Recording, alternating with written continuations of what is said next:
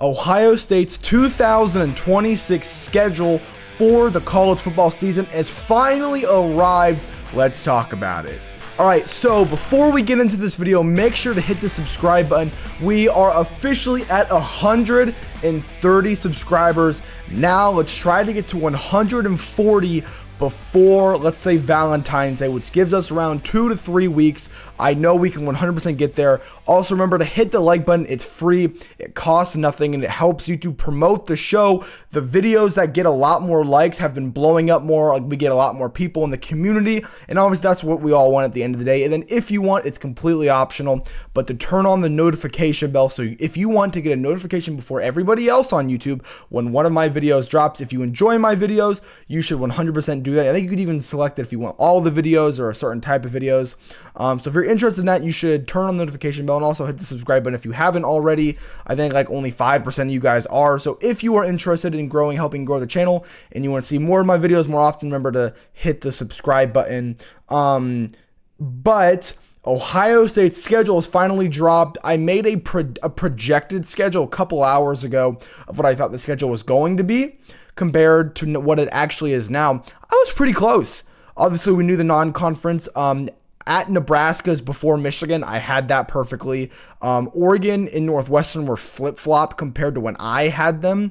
I had Northwestern, Oregon, Nebraska, Michigan. It's Oregon, Northwestern, Nebraska, Michigan. I was pretty wrong with the placement of USC.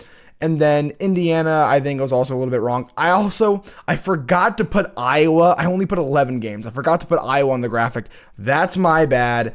But it doesn't matter now. That video is kind of useless. I should have posted it yesterday to have more time for it to grow. But we have the actual schedule. Let me pull it up. Here is, I got this off of Twitter, but here is the Ohio State 2026 schedule.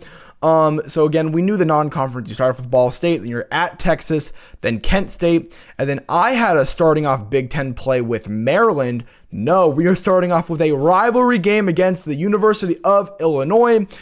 We played them this past year, won 34-16 in Champaign. Aside from the Miami game at the end of the year where they only scored 17 offensive points. In the regular season, Illinois scored the most points out of anybody on this Ohio State defense in 16 points. Now you come to think of it, no one scored more points on this, more than 17 points on this Ohio State defense the entire year. It only happened once, and that was in the playoffs, which is incredible to how good that defense was. And it doesn't like Matt Patricia is coming back because we're at the Super Bowl. So the only two teams that would make a defensive coordinator change that haven't by now are the Patriots and the Seahawks, and they're not going to make any changes. Well, I guess Patricia could go back to the Patriots, but we're getting Matt Patricia back. It really sounds like we are. He's helping recruits, so I think we're getting him back. When that's officially announced, if it is, I'll make a whole video about it because I love Matt Patricia. I know all of you guys love him too. But yeah, after Illinois, a tough game. Luckily, it's not surrounded by any bigger games, so it's not going to sneak up on you. But at Iowa is tough. Like, that's really hard. Remember the last time we were at Iowa, or not, it was not the last time, but it was a couple years ago, and I think it was 2017 or 2018 under Urban. I think it was one of his last 2 years. We got blown out. It was like 55-24. This year, Oregon, Iowa should have beat Indiana and Oregon. They should have beat both of them, and they beat Penn State, who, if you told us in the preseason that was going to happen, we would have been like, wow, look what Penn State was supposed to be. They were preseason ranked number 2. They were my national title pick. But like at Kinnick is really tough. So that is 100% losable game. Do not let it fool you. After that, Maryland at home. It's not impossible to lose, but this is out of what, 1, 2, 3, 4. There are only 4 games on the schedule where it's like it is almost impossible for you to lose. That's Ball State, Kent State, Maryland, Northwestern, and then maybe Illinois. But I mean, Brett Bielema is still a good coach. After that, after Maryland is at Indiana. Potentially number 1 versus number 2, the last 2 national titles, national champions. The rematch of the Big Ten championship. This game hopefully is going to be awesome, and hopefully Ohio State wins after that. And like what I was saying in the projection, if you watch that video, usually before or after going out west, you get a bye week. They get it before. That's nice, especially after the Indiana game. You get a little bit of break to prepare to go on the road at USC. USC could be good. They could be trash. We don't know. They're kind of a wild card in the Big Ten. They've kind of always been a wild card that's under Lincoln Riley. And even under Ed Orgeron. But luckily we get a bye week after Indiana and before that. It is tough having USC and Oregon back to back. I don't like that. At least Oregon is at home. I think the hardest game on the schedule is probably Oregon at home. Yes, at Texas is tough. At Indiana is going to be really tough. Michigan's going to be tough at USC. But I think Oregon might be the number one team in the country. I think Oregon at home, and then at Texas, I think are the two hardest games. I think Indiana at Indiana is the third, or I think probably the third hardest game on the schedule. Oregon at home, you're going to get a veteran Dante Moore. Obviously, Oregon, remember the last time we played Oregon, it was not pretty for the Ducks out in Pasadena in the Rose Bowl. After that, you get a fun game against Northwestern, and for some reason, Northwestern always has like one of the most interesting games, because you remember last year, 2024, the year Ohio State won the national title, Ohio State played Northwestern at Wrigley Field, where it was 95% Ohio State fans. That was a really interesting game. And now when Northwestern goes out to Columbus and Ohio State hosts Northwestern, we're going to be welcoming back, hopefully with very warm embrace, Chip Kelly. If you didn't know, Chip Kelly leaves Ohio State, gets fired immediately as the OC at the Raiders under Pete Carroll, and he got fired. They fired everybody there. Now Chip Kelly is the offensive coordinator at Northwestern. This is one of the things where if you're Chip Kelly, if you just had a time machine, it's like, dude, stay at Ohio State. Just finish out your career at Ohio State, because it's not like he got fired from the NFL and went back to being a coordinator in the NFL at a different place, or went back to being a head coach in the college. He is the offensive coordinator at Northwestern. Dog, you should have stayed at Ohio State. If we had Chip Kelly, I was never super, super high on Chip Kelly, but I think his short game, that's where we lacked. Having him back, I think that's where getting Arthur Smith back is great. I'll pin it up here. It'll be in the description on the channel about the Ohio State hiring Arthur Smith and all the details with that. So if you're interested in the Arthur Smith deal, you haven't really been paying attention, you should go watch that video. But now at Northwestern, he's going to be here for a year. Then if he leaves, like let's say Arthur Smith leaves after this year, do you bring back Chip Kelly? Do you not? I don't know. But that'll be a fun game. And then the next week after that, at Nebraska, is it Lincoln Memorial? I think that's where it is, out in, God, where is Nebraska? Oh my God, where is Nebraska located? I feel so stupid for not remembering. It's Lincoln, Nebraska. Okay, I thought the stadium name was Lincoln. It's Lincoln. I think it's Lincoln, Nebraska. But I mean, at Nebraska is really tough. Those fans there, even though, look, they don't have Dylan Ryle anymore, which he was never good anyways. So we'll see who their quarterback is. But just being the week before Michigan on the road, and maybe this is big noon. I don't know. I'd have to check all the other games. I think someone might play Washington the week before this, so maybe it's Michigan. Maybe Michigan plays Washington before. Maybe that's big noon. But if this is the week before Michigan on the road at night at Nebraska, I don't know. That's a trap game, especially with how hard the schedule is. I mean, they might not even be focusing on Nebraska at all throughout the entire year. And especially the week before Michigan. But like, we played Indiana the week before Michigan, we were fine.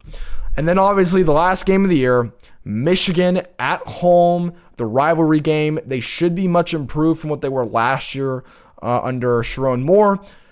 And I'm not even going to talk about Sherrone Moore anymore. Hopefully I don't have to ever talk about Sherrone Moore ever again.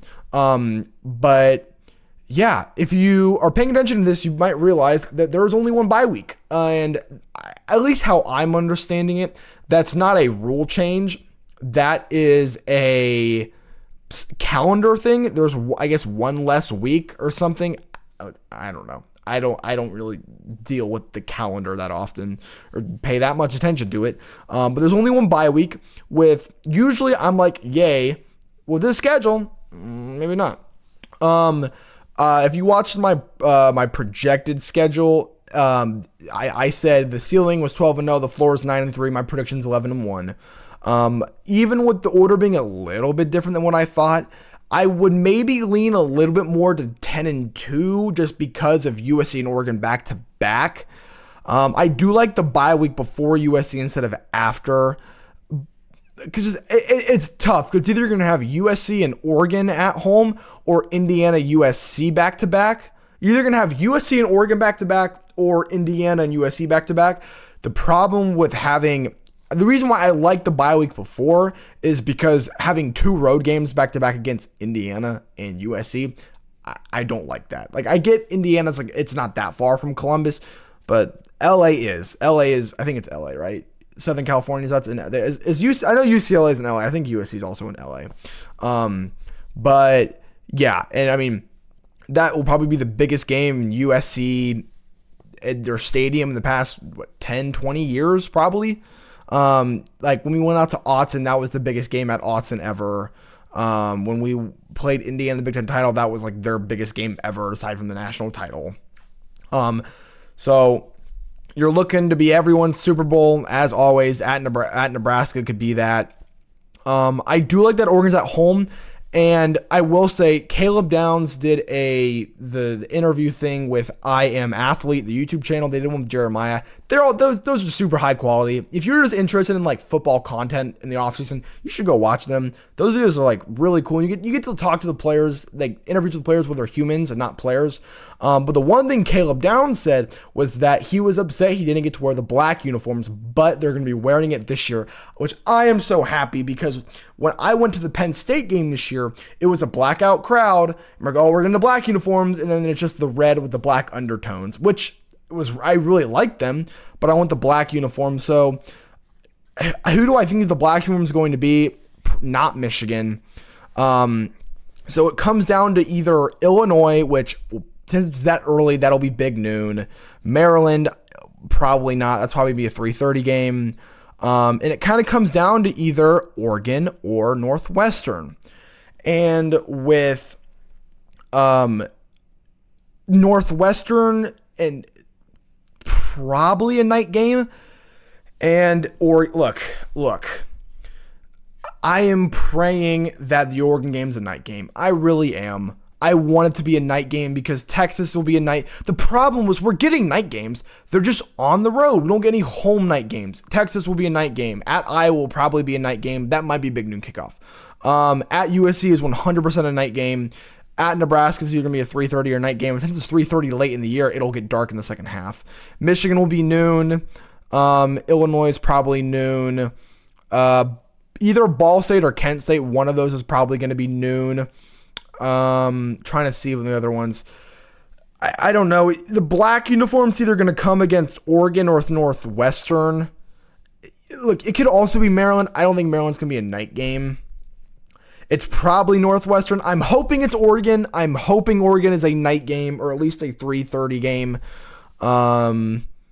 But knowing that, I mean, like Fox coming in this year, the Texas team was this close to being a night game. And Texas said, well, we're not going to move it to Sunday, so screw you. I'm like, whatever. Then Penn State, it's like, well, Texas was supposed to be a night game. It wasn't. You're going to give Penn State was trash this year. You're going to give Penn State to us? Nope, that's a noon game. Michigan's always noon. Half these games will be at frickin' noon. Hopefully with Indiana being better, that maybe they get some of the noon games. But I would, oh my God, if we got to play the my projected number one team in the country at home at night in our black uniforms, I would be unbelievably happy. Probably not going to happen because Fox does not give a single crap about Ohio State at all. They are just bending us over and using us for money. They don't care about us, and Ohio State signed that deal. So that's on, I guess it would be Gene Smith at the time. But yeah, this schedule is really tough, and I am really looking forward to it. Again, that is all I have for you guys today. If you enjoyed watching, please hit the subscribe button, and please as the biggest thing, obviously hit the subscribe button, but hit the like button, because that, I'm pretty sure that's what helps YouTube promote the video. All of my videos where they have 5, 10, 12, 15 likes, those are all the ones that get more impressions and get more views over time. So make sure you guys hit the subscribe button. I hope you guys all enjoyed this video. I will be dropping a video tomorrow. I don't know on yet, but I'll definitely be dropping a video tomorrow. I'm going to try to start doing a video every single day and at least one short every single day.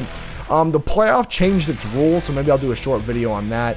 But again, that's all I have for you guys today. Make sure you guys all stay safe. It's still very snowy, it's very windy, very cold. The roads are pretty bad. So make sure you guys are all staying safe.